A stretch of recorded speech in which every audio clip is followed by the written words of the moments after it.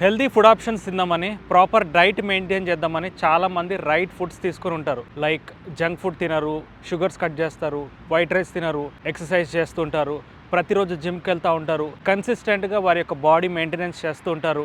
ఎందుకనంటే వారి life style కానీ వారి హెల్త్ని కానీ హెల్తీగా స్ట్రాంగ్గా ఉంచుకోవాలని ఆశపడుతూ ఉంటారు. ఇలాంటివి ఒక్కరోజు చేస్తే సరిపోదు, కానీ ప్రతిరోజు చేయాలనేది గుర్తుపెట్టుకోవాలి. కన్సిస్టెన్సీ ఈజ్ ఎ కీ అని ఒక మాట ఉంది. మనందరికీ ఇంకో విషయం కూడా బాగా తెలుసు కదా, ప్రాక్టీస్ మేక్స్ మ్యాన్ పర్ఫెక్ట్ అని. ఇలానే వాక్యంలో కూడా ఒక మాట ఉంది. ఏదేంటనంటే, యెహోవా యందు భయభక్తులు కలిగి ఉండుట జీవసాధనము, అట్టివాడు అది కలిగిన వాడు తృప్తుడై అపాయము లేకుండా బ్రతుకునని ఒక మాట మనం చూస్తున్నాం. మనందరికీ తెలుసు, మన దేవుడు సృష్టికర్త. భూమి ఆయనది, ఆకాశమైనది, జీవమైనది, తర్వాత రాబో జీవము ఆయన ఇస్తున్న ఒక చక్కని బహుమతి. సో ఆయన నుంచి ఎక్కడికి తప్పించుకోలేరు.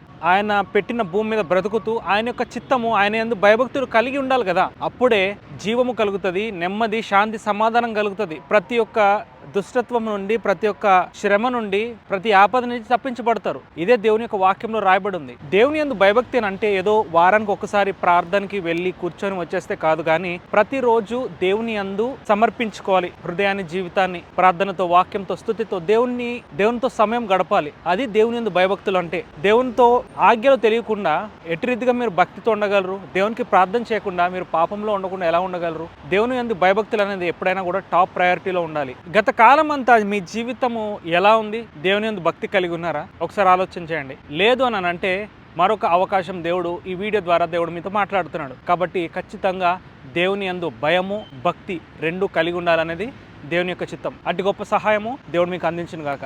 God bless you all and praise the lord.